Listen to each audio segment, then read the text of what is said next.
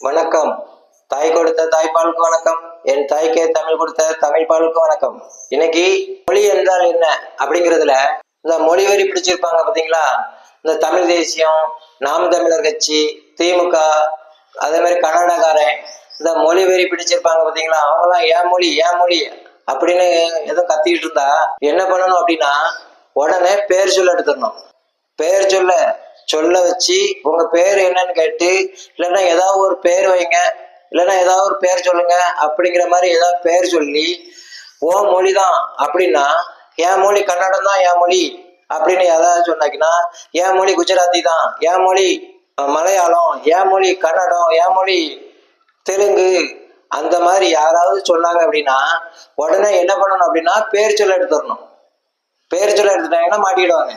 அப்படி பேர் சொல்ல எடுக்கும்போது இந்த மூணு விஷயத்துல தான் வரும். அது ஒண்ணு பதத்துல வரும், பகுபதத்துல வரும், பகாபதத்துல வரும். அப்படி எடுத்தா பிடிச்சுக்கலாம், அவங்களால தப்பிக்க முடியாது. உதாரணத்துக்கு நரேந்திர தாமோதரதாஸ் மோடி அப்படிங்கிற 3 நிலையில தான் பேர் வைக்க முடியும். இன்னொன்னு நீட்டா அம்பானி அப்படின்னு 2 நிலையில பேர் வைக்க முடியும். இன்னொன்னு நட்டா அப்படிங்கிற ஒரு நிலையில பேர் வைக்க முடியும். அப்படி இந்த 3 விதத்துலதான் பேரே சொல்ல முடியும், பேரே வைக்க முடியும். மற்றபடி எதுலயும் வைக்க முடியாது. ஒண்ணு முதல் நிலை, ஒண்ணு 2ஆம் நிலை, இன்னொன்னு 3ஆவது நிலை. இப்படிதான் பேர் வைக்க முடியும். அப்படி வைக்கும்போது இதுல 3 இருக்குல்ல, அந்த 3 சொல்லுல ஏதாவது ஒரு சொல் புரிஞ்சிடும் நமக்கு. நரேந்திர தாமோதரதாஸ் மோடி அப்படி இருக்கும்போது மோடி வந்துருச்சா, அது ஏதாவது ஒண்ணு தெரிஞ்சிடும். அதே மாதிரி மல்லிகா அர்ஜுனா கார்கே, அதுல மல்லிகா தெரிஞ்சிருச்சா மல்லிகா. அதே மாதிரி சச்சின் தெண்டுல்கர் அப்படிங்கிறதுல தென்றல் வந்துச்சா. ரவ்னீத் சிங் பிட்டு அப்படிங்கிறதுல பிட்டு வந்துருச்சா. இப்படி இதுல பேர் வந்துடும். அதே மாதிரி 2 நிலையில பேர் சொன்னாங்கன்னா நீட்டா அம்பானி, நீட்டா வந்துட்டா. அதே மாதிரி ரிஷப் செட்டி அப்படிங்கிறதுல செட்டி, செட்டியார், செட்டி பண்ணை, செட்டியார் பண்ணை அப்படிங்கிறாங்களா, ஏதாவது ஒண்ணு வந்துடும். அதுக்கப்புறம் இந்த இடைநிலை அப்படிங்கிறத பரிசு பெட்டி, வரிசைப்படுத்தி அந்த மாதிரி கொண்டு வந்துடணும். இது வந்து இடைநிலையில வந்துடும். அதுக்கப்புறம் ஜீவல் ஓரம், இதுல ஓரம் தெரிஞ்சுட்டா. அதுக்கப்புறம் எடியூரப்பா, ஏடி கூட்டல் ஊர் கூட்டல் அப்பா, ஏடி ஊரப்பா அப்படி சொல்லும் போது ஒண்ணு தெரிஞ்சிடும். அதுக்கப்புறம் பகுதி விதியா பயன்படுத்தி அதை எடுக்கும்போது எல்லாமே நம்ம பேசுற தமிழ்ல வந்துடும். அதாவது பதத்துல வந்துடும், அதாவது சமஸ்கிருதத்துல வந்துடும். அதே மாதிரி நட்டா, ஜேபி நட்டா ஐயா இருக்காருல அவரு, அவன் நீட்டா, பிட்டு, ரவ்னீத் சிங் பிட்டு அப்படிங்கிறது பிட்டு, இதெல்லாம் பிரிக்க முடியாது.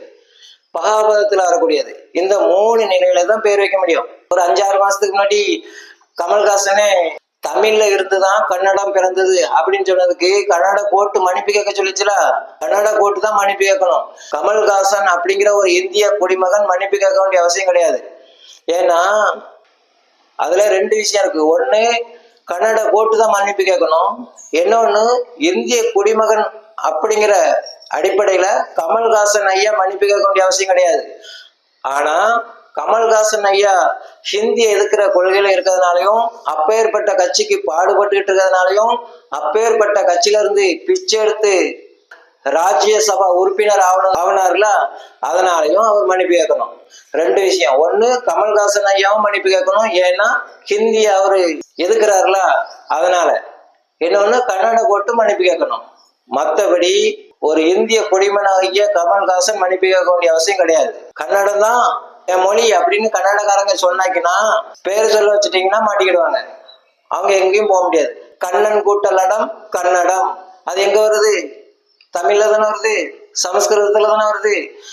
கமல்ஹாசனை எப்படி சொல்லிட்டாருன்னா பால்ல இருந்து தான் நெய் வருதுன்னு சொல்லிட்டாரு. கன்னட கோர்ட்டு என்ன சொல்லுதுன்னா வெண்ணெயில இருந்துதான் நெய் வந்தது அப்படின்னு சொல்லிட்டாரு. 3 ஒண்ணு தானே, பால், வெண்ணெய், நெய் 3 தானே. அதே மாதிரிதான் பதம், பகுபதம், பகாபதம், இது எதுல இருந்து வந்தானே அந்த 3ல இருந்து வரும். பிறகு மன்னிப்பு கேட்கணும். அந்த விஷயத்த நான் எடுத்துக்கிறேன். கன்னடம் அப்படிங்கிறது மொழியானால் நீங்க பேர் வச்சு ஆகணும். அப்படி வைக்கிற பேரு இந்த 3 விஷயத்துக்கும் வரல அப்படின்னா நான் தூக்குல தொங்க தயார். கன்னடம் போட்டு இனி நீங்க தாராளமா தூக்குல போட்டுக்கலாம். நீங்க வைக்க வேண்டிய பேரு இந்த 3 விஷயத்திலயும் வரக்கூடாது. இந்த 3 விஷயத்திலும் வராம ஏதாவது ஒரு இதுல பேர் வச்சுட்டீங்கன்னா உங்க கன்னடா மொழின்னு ஒண்ணு இருக்குல்ல, அந்த மொழியில பேர் வச்சுட்டீங்கன்னா என்னை நீங்க தூக்குல போட்டுக்கலாம். அப்படி பேர் சொல்லும் போது ரிஷப் செட்டி அப்படின்னா நான் வரிசை பெட்டி செட்டியார் அப்படின்னு எடுப்பேன். அப்படி எடுக்கும்போது சமஸ்கிருதத்துல நாம பேசிட்டு இருக்க தமிழ்ல வரக்கூடாது. எடியூரப்பா பேர் சொன்னீங்கன்னா ஏடி கூட்டல் ஊர் கூட்டல் அப்பா அப்படின்னு எடுப்பேன். அப்படின்னு எடுக்கும்போது நம்ம பேசுற தமிழ்ல வரக்கூடாது. அதே மாதிரி வந்தா ஏடி, கேட்டா ஏடி, கொடுத்தா ஏடி அப்படி இருக்குல்ல, இப்படி 3 சொல்லும் தமிழ்ல நம்ம பேசுற தமிழ்ல தான் வரும். தமிழ்ல இருந்து கன்னடா வந்ததுனாலும் ஒண்ணுதான், சமஸ்கிருதத்துல இருந்து கன்னடா வந்தாலும் ஒண்ணுதான். ஏன்னா இங்க யாருக்குமே மொழி தெரியாது. மொழி சமஸ்கிருதம் தான் நம்ம பேசிட்டு இருக்கோம். இந்த மொழி பிரச்சனைக்கு காரணம் இந்த தமிழ் தேசியம், திராவிடம், அது அந்த 2 தான் தமிழ்நாட்டுல. எப்படி ஜாதி வெறி கூடாதோ, காம வெறி கூடாதோ, மத வெறி கூடாதோ, அதே போல மொழி வெறியும் கூடாது. மொழி வெறி பிடிச்சவன் இருக்கிற நாட்டுல மொழி நல்லாவே இருக்காது, மொழி செதஞ்சிடும். அந்த அடிப்படையில நாம் தமிழர் கட்சியும் தமிழ் தேசியத்தையும் தமிழ்நாட்டில இருந்து விரட்டி எடுப்பது ஒவ்வொருத்தரின் கடமையாகும். தமிழ் நல்லா இருக்கணும் அப்படின்னா தமிழ் தேசியம் இருக்கக்கூடாது. தர்மத்தின் வாழ்வதனை சூது கவ்வும், பின் இறுதியில் தர்மமே வெல்லும். ஜெய்ஹிந்த்.